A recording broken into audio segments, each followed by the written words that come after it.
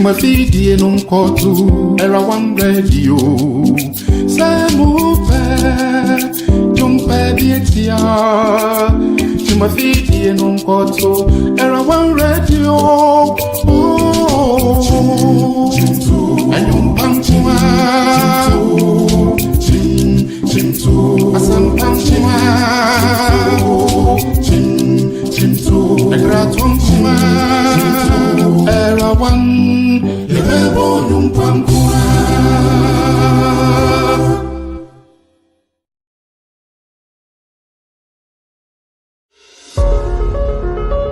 They are four women. They are beautiful with brains. They are eloquent, decent, wise, and experienced. You have heard many, the funny. Now, it's time to hear the experience and the brainy. Meet Selena, Dorcas, Gifty, and Annette as they present the real in common getting. In common BISS chain, as in Takrenu assume the real in common getting.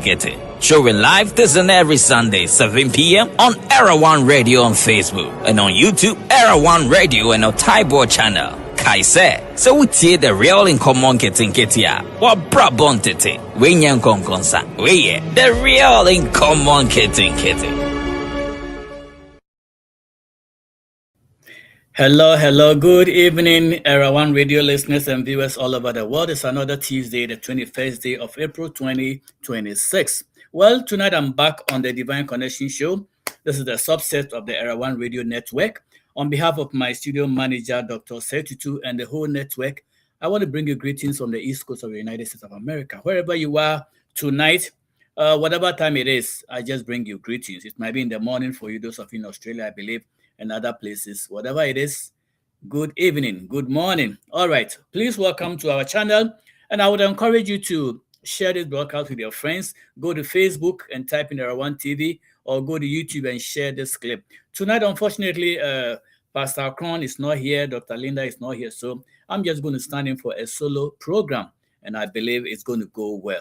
Well, in case you join us, this is the Divine Connection Show. This is where divinity meets humanity. Well, let me just say that if you are joining us from wherever it is, you can call in 240-280-2633, or you can text 510-931-0946. I believe most of you, it's easier to text on Facebook or WhatsApp. So please share the clip, share the broadcast, and I'm your host, Dr. Charles Boison. All right, so tonight, what am I discussing as a solo programmer by myself? I'm just doing a little reflection on numbering our days. And then, if time permits and time allows, I'm going to go into a bit of reflections from the trip that the 4 astronauts made around the moon. We'll do a little reflection, my thoughts concerning that space ship trip, and then we'll see how it goes from there. Well, I'm broadcasting live on Facebook, YouTube, and also Modern Ghana Radio. And as I said, please share the broadcast to YouTube, Facebook, and Modern Ghana, and let your people all enjoy. Tonight, I am reflecting on how to number our days as recorded in Psalm 90, verse 12. This is the book of Moses. Most of us think that everything in the Psalms was written by David, but no, there were some that were written by other authors, but they put them all together and they call them songs or psalms. All right, so as a warm-up, today, unfortunately, in Richmond, Virginia, a young man, 41 years old, horrendously killed, shot. I think his romantic ex-partner, who was 38 years. He killed this lady, killed their 14-year-old daughter, and killed their 18-year-old son in gruesome, very, very pitiful conditions this morning. I'm sure the police are still after this man. I hear he drives a Ford vehicle. Well, the man who allegedly committed this crime, I understand, is 41 years old. And so it's unfortunate. It's unfortunate, but I believe that at the end of this discussion, the Lord himself will teach us to number our days. We'll go into what numbering our days mean. And as I said, Pastor Kwan is not here. Dr. Linda is also not here. So we'll do what we can. All right. So I looked into what AI or Google will tell me with the reflection on Psalm 90, verse 12. And this is what it says. It said, Moses asked in Psalm 90, verse 12, Lord, teach us to number our days. And this was a prayer he was making to God to ask for wisdom concerning the brevity of life and the transience of human existence compared to eternity. We are not here for eternal duration. One day, all of us will go. I mean, we are all aging. All of us will go. And so Moses makes this prayer to God, that Lord, teach us how to number our days, not the mathematical calculation. Teach us to number our days. And the biblical context of Psalm 91 gives us this way. It says, this psalm is widely considered the oldest psalm in the Bible, which was obviously written by Moses during the end of his life, because he had taken the Israelites through the wilderness for almost 40 years. And he has seen generations come and go. Some were born, some died before he himself died, I think at age 120, I believe. And it's likely a reflection of the thought that after 40 years of leading these Israelites through the wilderness, all that you can think about, he saw generations pass away. Some were born as little, they grew up and they all died before they got to the promised land. And the backdrop of this constant death and transition underscores the urgency of his plea, asking God to live meaningfully, to make a meaningful life. Sometimes we think living on this is just accumulating years. Unfortunately, that is not a fact. You can live 40 years and you would have fulfilled your destiny. And somebody can live 90 years not having even discovered their destiny and just die. And I think I quote one of the pastors I heard, who also quoted Mark Twain. He said, there are two important days in the life of every human being. And you would think, most of us would think that it's the day you are born and the day you die. Obviously not. The two most important days in our lives, in our calendar, is for the day you are born and the day you discover the reason for which you were born. If you know the reason why you were born, you don't live your life anyhow. You live your life with purpose, because you know that life is short. That is the brevity of life. So you live your life according to purpose. You live strategically. And so when Moses says that to number our days in Psalm 90 verse 12, he was just offering a prayer for an increased awareness of the brevity of the human life compared to the eternal nature of God. It wasn't a request for a literal mathematical countdown of how many days we have left, but rather a plea for a perspective that treats each day as a precious, finite gift. As a precious, finite, which means we are not here for eternity. One day, as I said, we'll all live. And before you leave, the distance between, or the duration between the day you are born and the day you die, what do you do in between? And according to biblical context and scholarship, numbering our days carries several layers of meaning. And this is what I'm quoting from AI and Google. One is a recognition of mortality. It is an honest admission that our time on this earth is short and uncertain. It's very short, we don't know. And death to each person is subjective. Even Jesus spent only 33 years on this earth. He was a carpenter for almost 30 years. And at age 30, he began to actually begin his ministry. He ministered for 3 years, traveling, crisscrossing the country, north, south, Galilee, Nazareth, name it, Jericho, Jerusalem, wherever, preaching the gospel. And he spent only 33 years. And within that 33 years, we cannot attest to the fact that he lived a fulfilled life. Of course, if he was still alive after 33 years, he will still be able to perform miracles and do what he was doing. But I believe he and the Father and the Holy Ghost agreed that, son, 3 years is all you need to do your ministry and come back. So that's what he did. So within the 33 years, if it was here in our generation, our contemporary times, we would say, oh, this one there is gone too soon. You went too soon. 33. Who dies at 33? Some die at 1, some die at 2, some die at 30, some die at 50, and all that. So it depends on when God is recalling you. So we have to live to number our days. That is recognition of mortality, that we are mortals. And Moses contrasts our temporal existence. And in Psalm 90, he gives us the years that God has given us 70 years, or by strength, 80 years. That is what God is giving us. Some people go beyond that. I mean, there are people who live 90. And in the days of Methuselah days, the 969 people, They were also there, but now how many even go above or beyond 110? It's not too obvious. So whatever time God gives you, you have to live with purpose. You have to be able to number your days. And intentional stewardship. To number your days, according to this extract, is what? To value your life.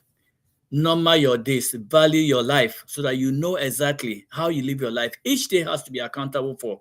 You don't live, if you know your purpose in this life, you don't live anyhow because you know every second you spend on this life must be accounted for. If you are spending 1 hour on your phone scrolling and watching videos, there must be a purpose. I mean, as somebody who likes to write, sometimes I go to this, reels, and I just want to read and know what is going on in the world.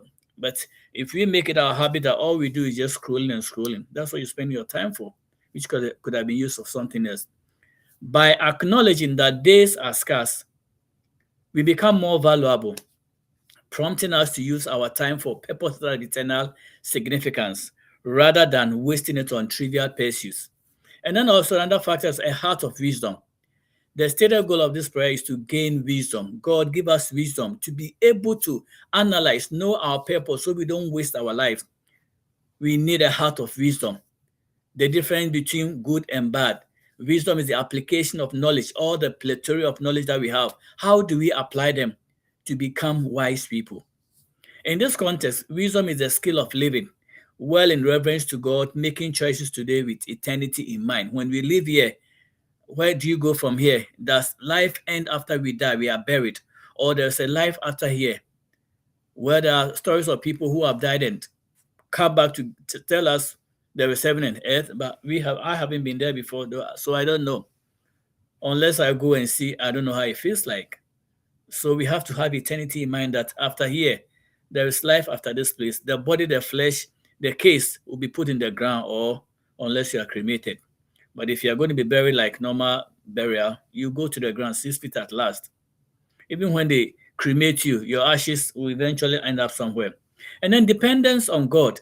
Teaching us to number our days means that we are dependent on God for everything. Not even when you are going to use the restroom, God, can I go to the restroom? Your body will tell you need to go to the restroom. There are some things you don't ask, you just do it. But asking God to teach us, we are really coming to a point where you need wisdom to navigate through this life, because you need wisdom for everything. Wisdom for working, wisdom for going to school, wisdom for getting married, making financial decisions. We need that.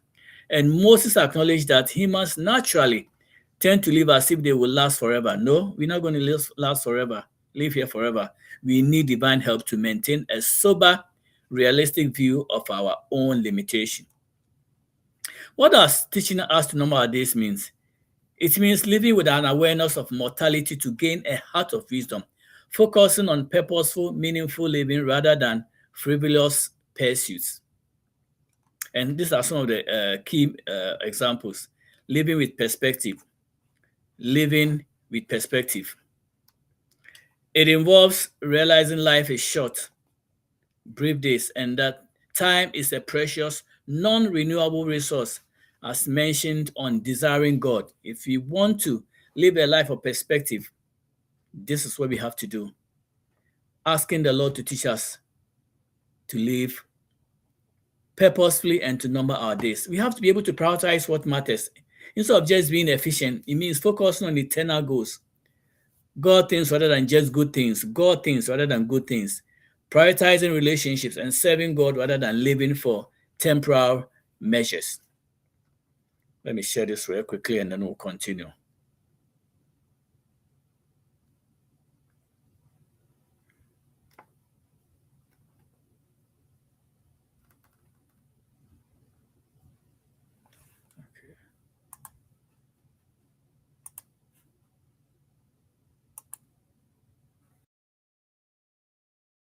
C'est mon père, ça me fait bien tiens. Tu me fais dire non kotu, era one radio. C'est mon père, tu me fais bien tiens. Tu me fais dire non kotu, era one radio. Oh, and you bang to asam bang to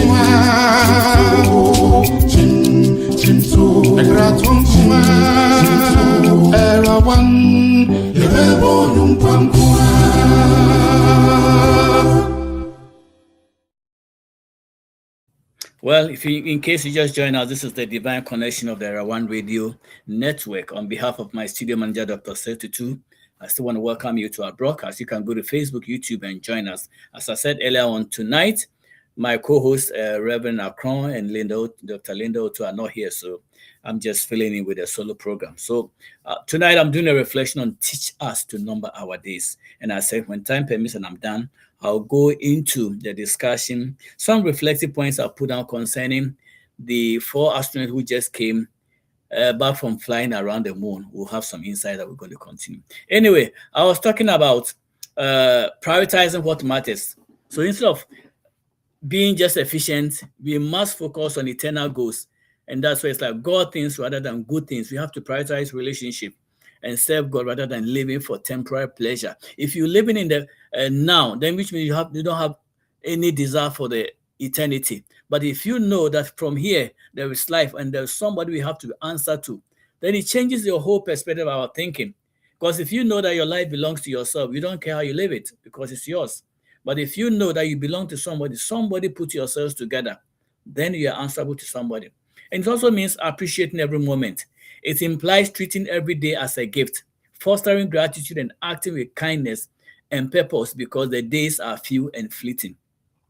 We should also be able to accept frailty and mortality. It is humbling request for God to help us face the reality that life on earth is fragile and finite and very finite, very, it's short.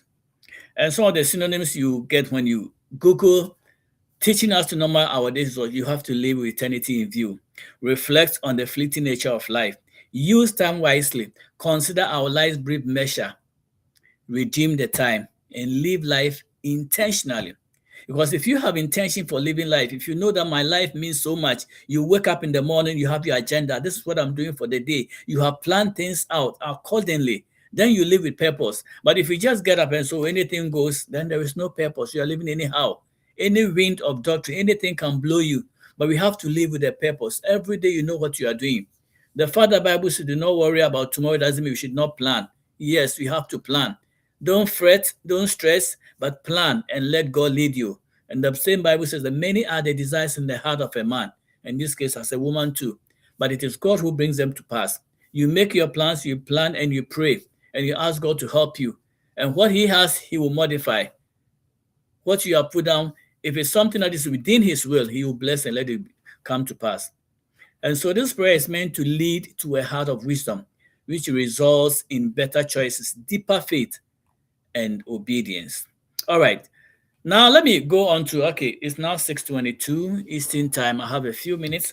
I can do the reflection on the Artemis 2 astronauts who came recently, I think, was it April 10th, from flying around the moon. So we realize that now somebody may ask, what is Artemis 2 or Artemis 2? Yeah, I mean, Artemis, some will say Artemis. This name I looked up it's the twin sister of the Apollo. You know, the Apollo that was named after the Apollo mission. It's stated that Artemis is the twin sister of Apollo. So I believe NASA was looking for a name for some of the missions, and it's okay. We've named Apollo. We went to Apollo around 69, 72. Now we are embarking on another journey, different spaceship and all that. So what name do we call it? We're going to call it Artemis, the twin sister of Apollo. So that's how the name came by. And Artemis 1, I think, was had a mission, I think 2022 thereabout. That one was an unmanned spaceship. It went without any human beings because they were trying to make sure they're not going to blow any human beings. It was able to go around the moon and came back unmanned. And so they said, okay, if this ship is been able to go up there, then we can add human beings. So that is how Artemis 2 came, with Reid Wiseman as the commander. We have Victor Glover, he's the pilot, the black pilot, and Christina Koch and Jeremy Hansen. Jeremy Hansen is a Canadian who joined the crew. And these completed a crewed lunar flyby, which means they looked around the moon. They didn't actually go and land and stay there. They looked, they flew around it. They saw the front, the back, and of course the moon is spherical, so you just can't say it's a flat object. They went around it, and this is first time that the whole moon has been circled around. They were able to go circumferentially around it, but actually they didn't land. So now Artemis 3, which I believe is going to come around 2027 or 2028, is going to be another mission. This time they are planning on maybe landing on the moon. Of course, the moon is a solid structure. I mean, you see it that way.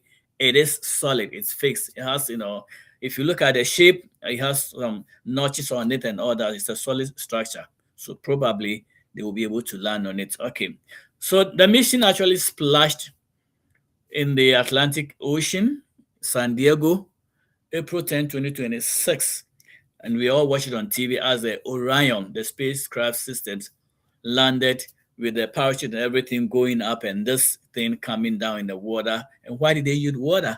Because water absorbs all the tension and the pressure and everything from something dropping from the atmosphere. If this thing has to drop on physical ground, well, maybe they can pilot like a regular airship. But then most of these spacecraft that go to the moon or to whatever, they all come through water.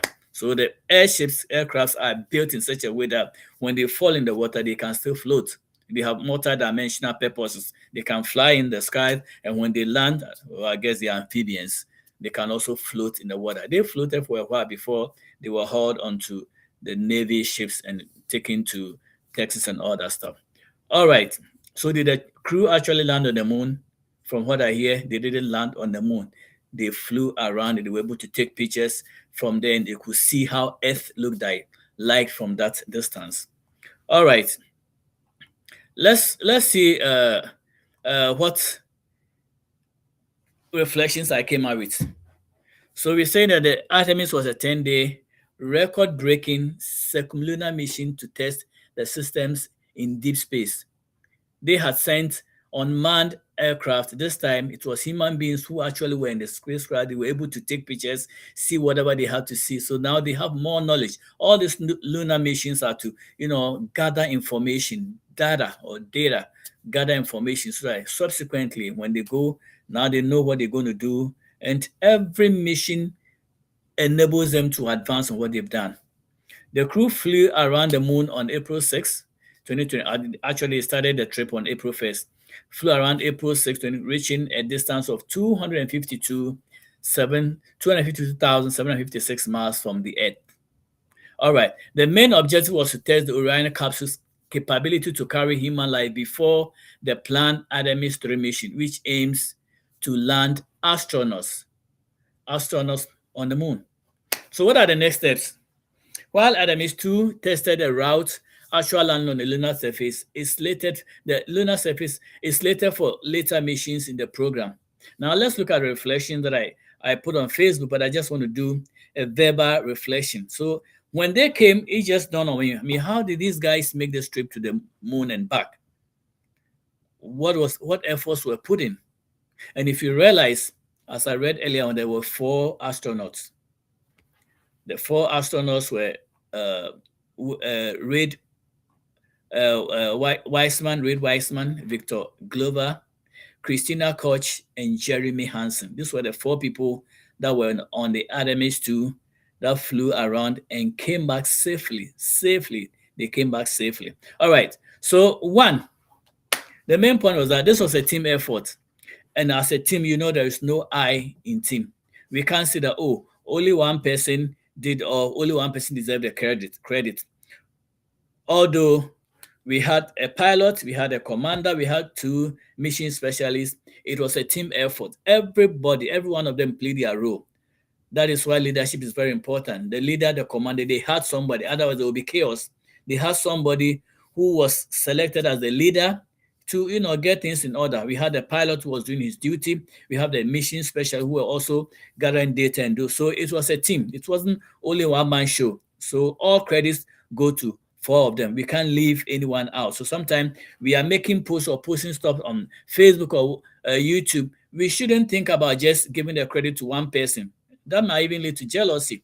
Okay, 4 of us why are you giving the credit to only one person? No, it's a team effort. So anytime you mention the exploits of any of them, let's remember that this was a team effort and all of them deserve praise. All right, 2, there were 3 Caucasians or light-skinned people, white people as we call, and one African American. What does that tell you? It shows that on this trip, they did not consider that, oh, okay, we're going to be racist this time. We're going to take only white people or only black people. They mix them. Black and white, we all flow together. And one of my African statesmen, Dr. Kwejirabe, said that if you want to listen to good harmonious music, play both the white and the black keyboards. If you go to play a keyboard, organ or whatever it is, piano, and you want to play only white keys, you won't get a good harmonious music. You have to blend them. The black and the white chords must blend. That's when you get a suiting music, whether it's B flat, C major, G clef, clef or whatever it is. You have to combine them. So this was a colorblind selection, and it wasn't because of DAI. Some people say, okay, earlier on, let's get rid of DAI because DAI is because we are just having pity and mercy on black people, so we're going to throw them in. These guys will experience. This black guy, Victor Glover, if you read his bio, you will love him. He has a ton of experience. Well, he's still in the Navy. I mean, I was there, but I didn't do all this exploit that he has done. I mean, his piloting schools and all this engineering course that he's taking, everything paid off. Being a pilot, he's flown a lot of Navy aircraft. So the experience was there. It was not just a DI, they just threw it. Let's throw one black in the black guy so that they don't call us racist. No, this was qualification. He was qualified. He was qualified to be there. He was skilled. He knew what he was doing. For him to pilot the whole Artemis to the moon and come back, wow. Compare, look at the days before Martin Luther King. Who would have thought that even black people would have a chance to even stand by the launching pad, let alone get into the interior of this craft and fly these people there? Of course, I'm sure they'll say, hey, this guy, is he going to be able to take us and come back? He did. There are sometimes what white people can do, blacks can do better, and vice versa. So it doesn't mean that we always have to be discriminatory. I love the fact that they blended the team, and not only men. They could say, okay, Charlie, this one there, women don't have hearts, so let's leave them behind. There was a lady there. Christina was there, very smart, very learned lady, and she was also there. So this was a team that represented all of us, as Jeremy said on the press conference, that we represent all of you. That's what he said. They represent all of us, color-wise, brain-wise, everything. And then on their trip around the moon, they gathered, as I said earlier, over 252,000 miles. They were all colorblind. There was no distinction of white, black, male or female, creed or religion. They saw themselves as one. And as I said earlier on, decades ago, before Martin Luther King did his protest and all that, a black guy wouldn't be allowed to even go on the launching pad. But here he was, because of his education, his skills, his intellect, knowledge, and wisdom, it qualified him. This was not a DI high. No, it wasn't a DEI high, not a DEI. The guy was qualified, very, very qualified. He had flown, Navy, aircrafts several times. So he knew the book, the theory, and he knew the practical. So he was qualified. All right. We are gradually evolving into realities where we are not judged by our color. Now it's not a color anymore, but by our contents and expertise, as Martin Luther King said, that a day will come. His dream was that his children and other white children will sit together and eat. These 4 pilots, astronauts, all went in the aircraft, the spaceship. They were all there for 10 days. Are you going to hate somebody there because their color is weird from you? No, they bonded. They were a family, and they enjoyed each other's company. Nobody saw each other as white or black, because in their brain, everything works together. And look at Victor. Victor was a black guy. He's a black guy, but he was part of the team. And Christina is a female. So white, black, male or female, they bonded together. And I'm sure the friendship that they formed will be for eternity. And while on outer space, nothing mattered except the mission. If there was any animosity among them, it was too late to display it around the gentle, humble, innocent, and hospital moon.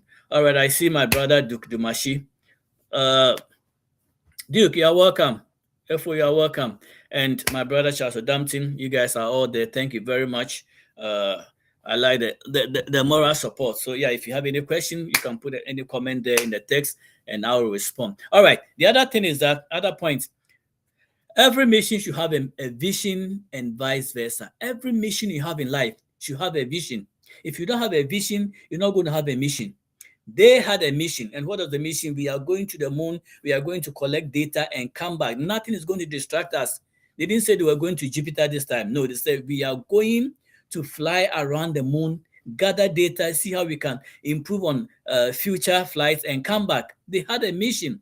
And the vision too was clear. If you start any business without a mission or vision, that business is not going to prosper. Sometimes we need to be stay away from distraction. Whatever you want to do in life, have a purpose for it. It's very important. That is why Moses said, Lord, teach us to number our days so we can apply our hearts unto wisdom. We need to know our purpose. They had a purpose, they had a mission, and they had a vision. And they went, they conquered, and they came back, all four of them whole. As soon as they landed, they took them to the Navy ships. There were doctors for each of them. Each of them had their doctor. They did their BPs. Their pulse, they checked them, right? The only thing was that if you've been in space for too long, for 10 days, your walking is weird because in space, there is no gravitational pull or whatever. You don't even experience weight. So that's why you see them in the aircraft just floating up there. So when they came, they couldn't even feel their feet to walk. So they had to hold them. But I think most of them were able to walk on themselves. So they had a mission, they had a purpose. And 7, I'm sure God smiled as he looked on with joy while his children applied the commands in Genesis 1:26-28. Genesis 1:26-28 says, be fruitful, replenish, multiply, and subdue the earth. And I keep asking myself, is space part of the earth? But God has given us wisdom that, hey, we can multiply, we can replenish, we can be fruitful, and we can do stuff. Man is supposed to subdue the earth. And I believe now we've conquered the earth. Now we are going into the moon. We have conquered the sea. You have all these floating devices. You put an aircraft there carrying containers, and this is not sinking. Man has been able to subdue the earth. And this is just a minute portion of the wisdom that God has given us. We haven't even tapped into 10% of God, what God gives us, because that was being beyond us. But I believe that God didn't frown on them because God can just hold their aircraft and just throw it somewhere. But he will say, hey, behold my children, they are discovering science. And sometimes we think that, oh, God is against science. That takes me to my next point. The veracity that God, nature, and science are at work. We used to think that, oh, God doesn't like, science is disproving God. People are saying that God doesn't exist, so God doesn't like science. No, God is a scientist. God is a creator. Although we didn't see him adding acid and base or whatever to become substance and get a end product or whatever, or adding salt and water to become whatever it is. God is a scientist. His was that he just spoke, they came into being. But whatever God spoke or whatever God created has a scientific background. And so he knows that there are laws of flotation, laws of gravitation, that if you want to go up, there's a way to go up. And science comes in. God gives men to think scientifically.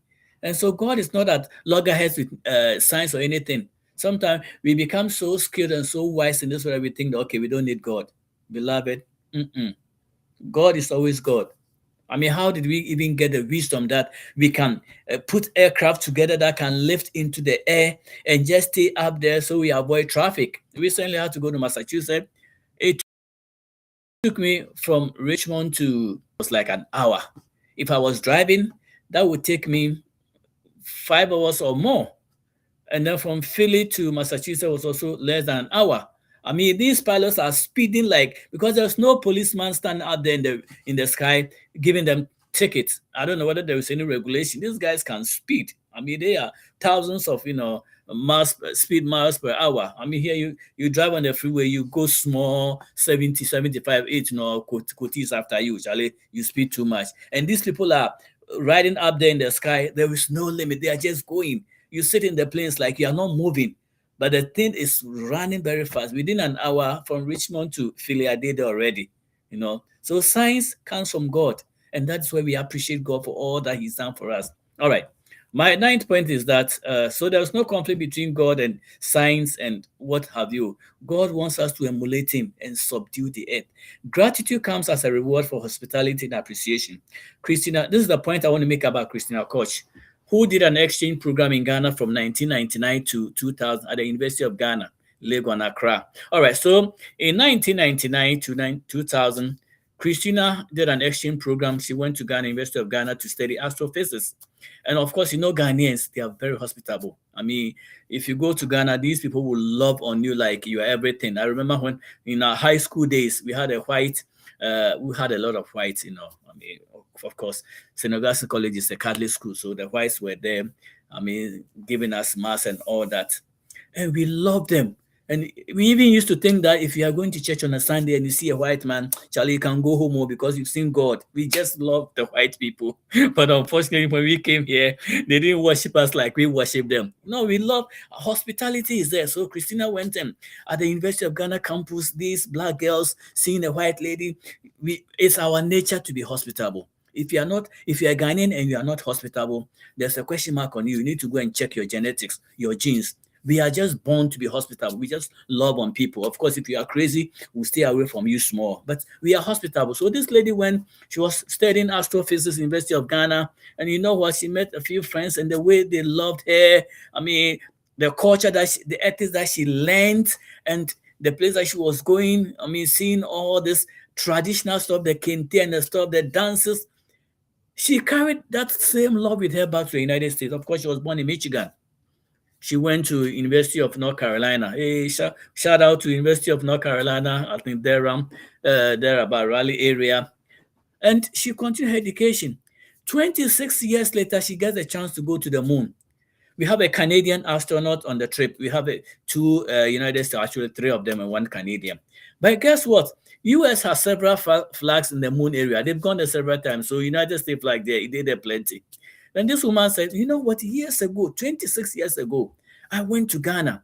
The love they showed me, I still remember. And you know what? Went to her background, realized that she had a Ghanaian flag there. She took the flag with her, went to the airspace, climbed the Kennedy airspace, and boom, they went to moon around. And she carried that flag with her. Can you imagine? And Ghanaians are celebrating, oh, we haven't gone to the moon, oh, but our flag has gone to the moon. And so I propose that, you know what, President Mahama, get some street in Ghana and name it after Christina Koch, because this lady has represented you guys on the moon. Who would have taken you guys to moon? Ghana cry, things are plain now. We don't have plenty people, let alone think about airspace to go there and carry Ghanaian flag. So this lady has done you guys pride. So if you have a hall that you're going to build in Legon, University of Ghana, name her Christina Koch Hall, or get some streets, fine street in Ghana, and say, hey, this is Christina Koch Street. I mean, let's recognize her. Or at best, call her back to Ghana, put some kente on her. I mean, the gold bars, yeah, go and grab some from Boison and give her about 3 bars. Christina, why are there? You have represented us on the moon. Give her some gold bars, put some kente on her. I mean, give her some ride around Accra, let her ride in the street. Christina knew she took us to the moon, just celebrate. Anyway, that's my joke. But then she did what? She remembered Ghana, and our flag was represented. So that it being. All right. 10 point. The education and achievements garnered by astronaut Victor and the team paid off. Knowledge is power. As I said, I read this guy's resume. Victor's Captain Victor Glover. He's the Navy captain. Charlie, Navy, getting a captain is not easy. It's not easy. Me, I be commander. I'm struggling to make captain. Charlie, I don't know when. God help me. He's a Navy captain. His education, his skills, and in the Navy, your rank comes after hard work, what you know and what you are doing practically. They will not just give the rank to you, because the rank comes with money. He's a captain. I mean, he stepped there. Right after captain, he's going to rear admiral, lower half, and he will get to upper half, and then his admiral and all that stuff. I mean, I'm sure he can get there because he has a lot of laurels. I mean, the guy has studied. Growing up in California, who would have thought that this guy from, I think, Pomona would have excelled this way? But God has plans for everybody. I believe early in his life, he prayed that, Lord, teach me to number my days. Let me know my purpose. And God said, I will make you an astronaut. So all his life, he was planning towards becoming an astronaut. And that is paid off. He's gone to the moon and back. How many people can have that resume? So we have to, education is very important. Education is very important. We don't go to school to just go and get degrees and brag about it. You actually go to school to hone and to use education to bring out the gift that God has given you. So if you're an actor, don't despise your acting. Go to school, get all the education that will make you a best actor. It in some countries that if you tell your parents, I want to be an actor or I want to be an artist, fine art artist, they say, ah, opa, what's up, papa? Scar me train all if you want to become an artist. But here, come to Yankee and see. If you look at these actresses and actors that are walking around, you get money brutal. Look at Denzel Washington, all these people, actors, they added school to their craft. You know the craft. This is what I want to do. So you are going to school to get the theory behind it. Some people have the skill, the raw skill, like getting a gold or something in an unrefined state. It is raw. It is when it's been refined that it becomes shen. Glitters are. You have to go to school to polish what you have. So whatever God has given you, education will help you to fine tune it and come out the best. And some of you are here, you say you want to become a pastor. You say, okay, I can read John 3:16. Once I know that, Lord, I'm going to start a church. That you. If you think you're going to be a pastor, even that, go to Bible school and study. Know what they call exegesis and all the terms you can think about. So when you stand to preach, you can answer all the questions. When they ask you what is salvation, now you take it to the north and south and you don't know what you are saying. You have to, if you know that God is calling to the ministry, Lord, he gave you a 5% inspiration, what he wants to do. The rest, spend time studying, learning, know the root cause of words. I mean, when they say numbering your days, what does it mean? Are you going to take a calculator and add your years and multiply by 3 and divide by 4 and all that? No, numbering by your days is something, it's a metaphoric statement. Numbering your days, you are not just doing 1, 2, 3 of your years. You are asking, what is the value of my life? Lord, what value have you put on me? Jesus Christ came to die for us. He placed a value on us. His blood that was shed. That is not small blood, though. That Jesus blood that he shed was a universal blood, universal donor. I don't know whether Jesus blood was O positive or AB plus as a plasma. But his blood was universal blood. Anybody at all that had a transfusion with that blood, no incompatibility. There will be no clot. If Jesus gives you his blood, you're not going to clot. It will go smooth. All of us were saved by that compatible blood. So let's put value on ourselves. Let's put value on ourselves. All right, my 11th point. In a team sport, the achievements of each should be celebrated. Mission Commander Weissman did an awesome job. Leadership is vital. Pilot Victor was great. Mission Special Coach was fantastic. And Mission Special Hansen was phenomenal. They went as a team, as I said in my first point. They were all a team. So let's celebrate all of them. Let's not just give credit to one person. That breeds contempt and it breeds jealousy. Why is this guy only being celebrated? I know I've seen one particular or maybe 2 of them being celebrated on Facebook. Anytime I look around, these 2 people are there. They are good. But just remember that they are all a team. Their names may not come plenty, but hey, they also celebrated. Somebody like Hansen, he lost his wife years ago and raising 2 girls by himself. Can you imagine these girls knowing that our daddy is going to space? Is he going to come back? Our mom died already. Our father says he wants to go to the mission and learn stuff. Is he going to come back? Of course, by God's grace, he came back and the girls celebrated. So in a team sport, let's celebrate all the people that we involved. And the leader, Weissman, we don't know the function that he played, but obviously he led the team. He gave instructions, and there was no animosity amongst them. There was no disagreement. Maybe Weissman said, okay, guys, we're going to go 20 north and whatever it is. And then Victor says, no, I think we should go south. No, there was harmony. They agreed on everything. In a team sport, we agree to disagree and disagree to agree. But in a nutshell, everything comes together. All right. And Christina did her job. I'm sure they were studying. She had been on missions several times. She's gone to this, the space place. What do they call it? I think it's a holding place, International Space Station, wherever. She's been there several times, so she knew how to fly, or be on the aircraft. So her presence there was important. And of course, somebody who has studied astrophysics in Ghana, hey, she was good. Went to North Carolina University, she was good. And so she was an additional gift. The bond the team formed in space will be a lasting relationship on Earth. Can you imagine these 4 people, even when they are in the 80s and 90s, they will still remember April 10th or from 1st to 10th, 2026, when we all went and came back. When they are old and somebody brings them back, they will still be able to say that, oh, I remember we were in the same aircraft. Now my question is, how were they using the bathroom? That is another story. How were they using the bathroom? Another story. They embraced each other. They shared. If you see their video, these guys were having fun. As if there was no tomorrow. Anyway, all right, 13th point. Dreams never die. Your dreams never die. Nobody can prevent you from dreaming unless you don't want to sleep. But even if you don't sleep, you can get a daytime dream. It's called vision. You can still get vision whilst you are walking around the street if you don't want to sleep. If you sleep, you can get a dream. You can get a dream, you can get a vision when you sleep. You can get both. But if you are uh, somebody who doesn't want to sleep, you can still be walking around and God can open your eyes and you see. So dreams never die. The dreams that you have, as long as they are pure and not just crazy stuff, they will come to pass. Right now, I believe Martin Luther King is in his grave, turning around and enjoying and smiling. Say, God, the vision you put in my mind to march through the Lincoln Memorial and declare that all men are equal before God. I have a dream that one day my children will sit down with the children of white people and we'll eat together. That dream has come to pass. Although there are still some crazy discriminants or negative people, discriminations, and all that going on.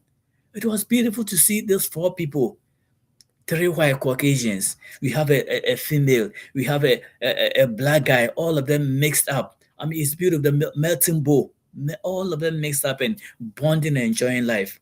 I believe Martin Luther King will say, you know what? You guys killed me at the age of 90. Somebody shot me at the age of 39, sorry. But my vision still lives on. My dream still lives on that one day all of us will gather.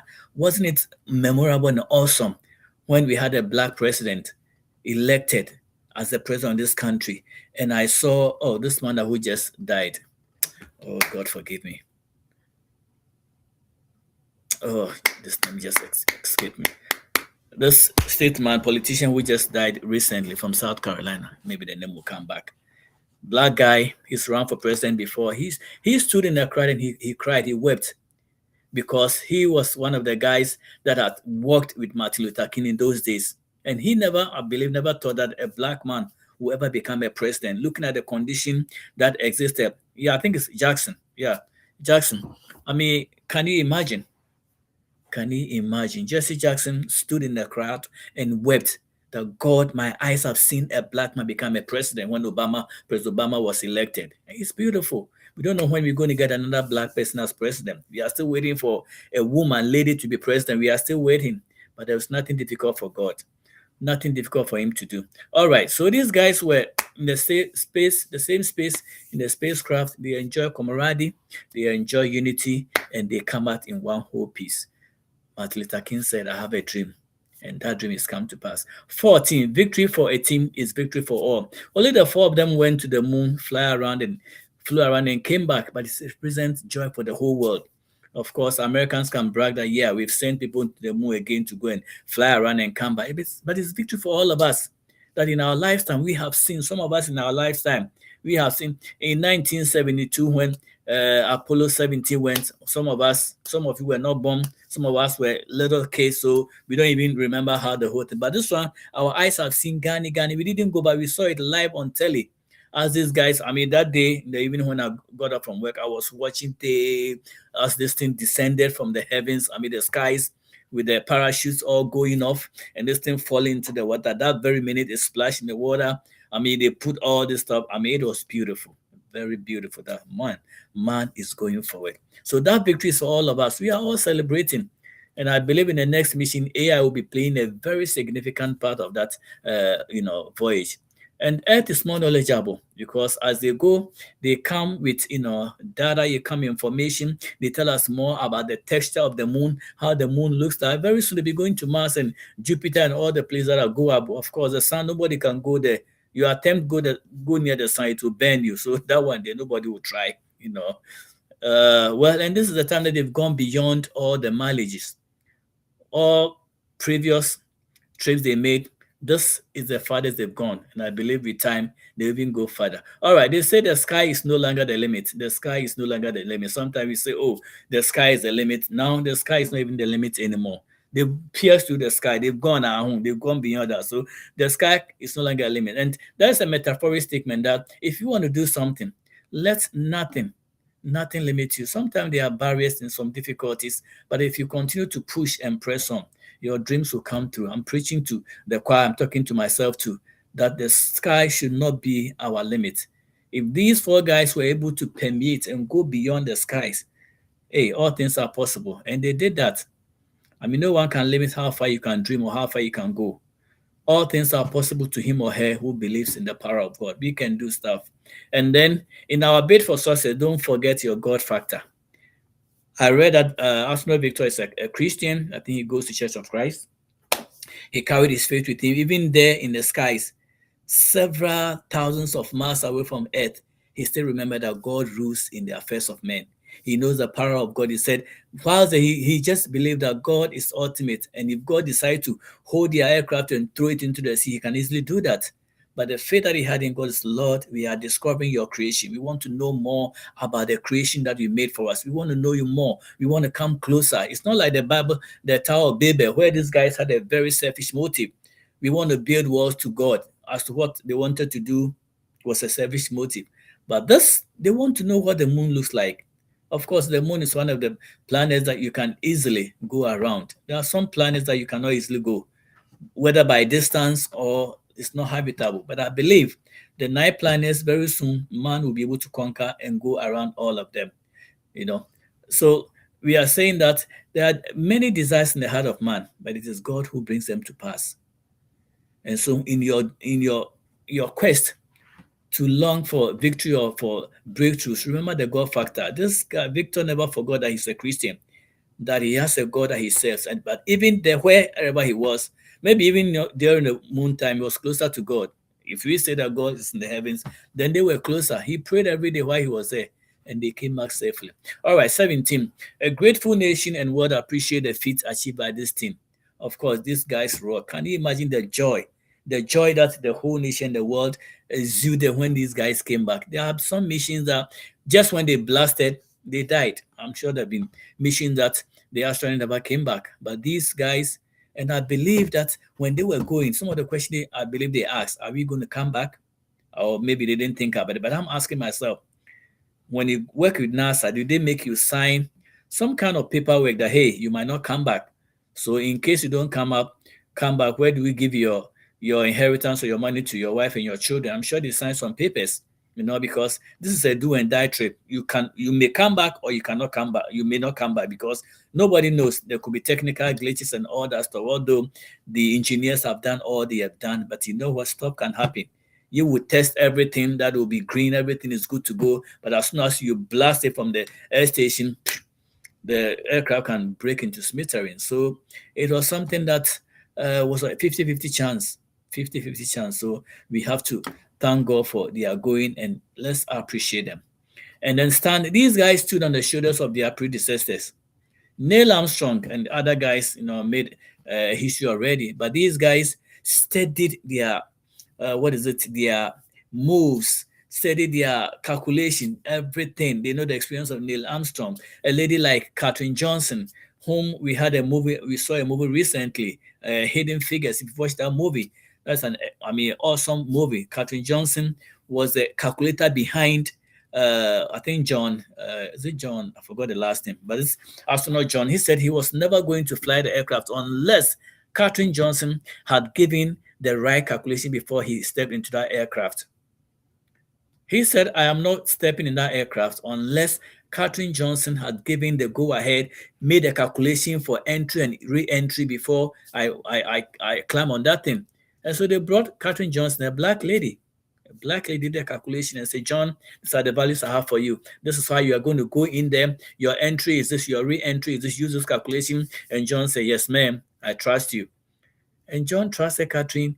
Katherine was on point. He was able to go and come back safely. So we have to, whilst we sit on the shoulders of our predecessors, we have to give thanks and honor them for what they began. Those who are gone ahead of us, anybody who's gone ahead of you, your parents are people you have to respect because they had gone ahead of you. What you are going through now, most probably have gone through them. And so the people who have achieved glories ahead of us, we have to learn to respect. That is why history is very, very important. If you forget your history, you are not going very far because you have to learn from the good and the bad of history to be able to go forward. If you forget your history, your future is not going to be blissful. It's very important. So as we celebrate this astronaut, let's also remember the Neil Armstrongs, the Katherine Johnson, all the people who have gone ahead of them that made space flying possible. We have to honor them. Well, I'm getting to the end. So modern space journey was possibly because of those who had gone ahead of them. And so, as we rejoice and bless these people, let us also remember to throw some tributes to those who started. Now, the 18th point is that when our children look up all these great achievements, I think it should spike a sense of strength and encouragement in them. Now, Lord, if these people have done it, then we can do it, because the world is, perpetually evolving. 2 years ago, we hadn't heard about AI. Maybe it was there earlier on, but nobody paid attention. Now everything is AI. You watch whatever Facebook, YouTube movies, and things that come out. You can't even tell whether this is real or this is AI generated. And recently, somebody made an AI generation of picture of calling himself Jesus Christ and a doctor. All were AI. Possible you can do greater things. People are doing stuff. It looks something. I'm not commenting on that, but things are possible when AI comes in. So the next mission, they're going to incorporate AI, and I'm sure AI is going to be speaking to them. Okay, 230 feet high, do this, do that, and possible. Well, it's 7 p.m. So I want to end here. Well, I think I got on point. 1 hour fixed. I want to thank my studio manager, Dr. Setutu. I want to thank him for something that is doing greatly in Ghana. Dr. Setutu has started a very big mission in Ghana, helping those without insurance in Ghana, health insurance, to be able to get medical care without any cost to them. And so in my next broadcast, I'll be bringing out the videos of what Dr. Setutu is doing, and we'll discuss it. So I want to say, I'll give a shout out to Dr. Ostus for the great job he's doing in Ghana, helping the needy and the helpless to have health insurance. Health insurance is very important, because most people have died in Ghana because they didn't have health insurance and the health system wasn't as good as it's supposed to be. Some people have died because they didn't even have common MRI to take images of their internal organs to help them for treatment and all that. And this man is come out doing something that will benefit the citizens of some part in Ghana. So kudos to us too. And in the coming weeks, we'll be talking about it. We'll show you clips and videos of that, and then we'll take it from there. Well, thank you for watching. And in Virginia, today is another voting day. So those of you who haven't voted, you can go and vote. All right, let me just remind you where you are, and then we'll call it a night.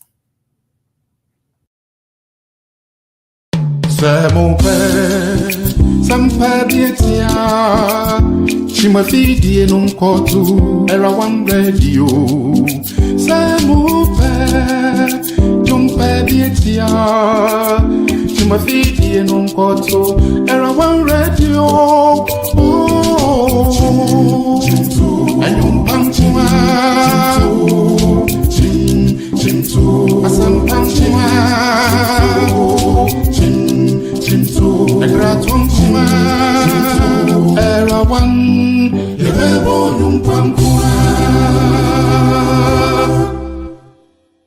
It's not your typical tea.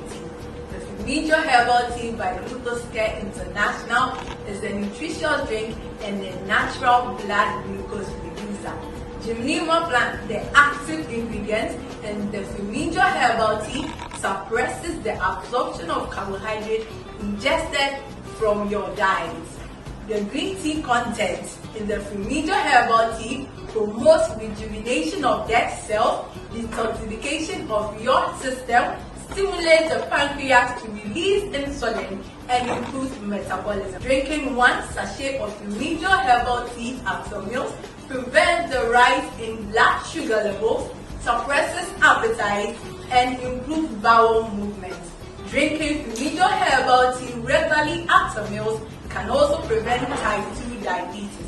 We encourage you to drink Fumigio Herbal Tea 3 times in a day, coupled with mild exercises to maximize its benefits. Fumigio Herbal Tea has been approved by the FDA. Toxicity test conducted by SGS, so it is safe and non-toxic. A product of Singapore. With Fumigio Herbal Tea, your peace of mind is guaranteed. Call Ashok.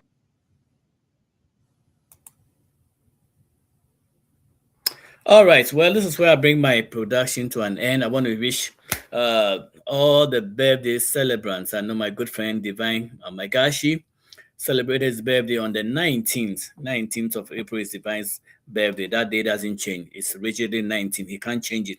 That is the day he was born. So forever he will be a 19 born. And I think our good friend Christina Dumashi, that's Duke's wife, also had her birthday, I think the 16th, if I'm not mistaken, 16th of April. So happy birthday to all of them. And today also happens to be the 25th anniversary of Yawusu and Mavis Owusu, our good family friends. They are celebrating 25 years of wedding anniversary. So congratulations to all of you, and trusting that God is going to give you more years of bliss and enjoyment. So stay tuned, enjoy your marriage, keep enjoying. And those of you who are also married, on this note, I just want to say congratulations. If you are one, if you are two, you are three, stay in there, hang in there. I know marriage is not easy, but it all comes to understanding and compromising here and there. Give here, take here, and you put them together. Nobody said marriage will be easy, but these guys have held on for almost 25 years. So we just want to say thank God. I say a special prayer to them that God will bless them for them to enjoy more years, and blessings to their children to who also come and give us more children. So Yahweh May, congratulations. Enjoy your wedding anniversary. Keep the flame high and let the embers keep burning in Jesus' mighty name. All right, until I come your way again next week, of course, I think Thursday, Pastor Akon and Dr. Linda will be here. We'll be here on Thursday to do another production. Thank you very much, and spread the news, spread the good news, share the clip, and let our friends, even our neighbors, enjoy what is on. Thank you. Have a good evening. Bye-bye.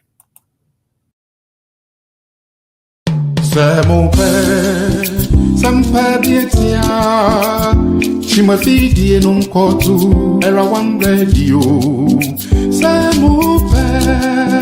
Jumpe dietia. Chimafidi non kotu era one radio. Oh, and you pankuma. Chintu, asam pankuma. Chintu, egratum kuma. Era one. Yebo yung pankuma.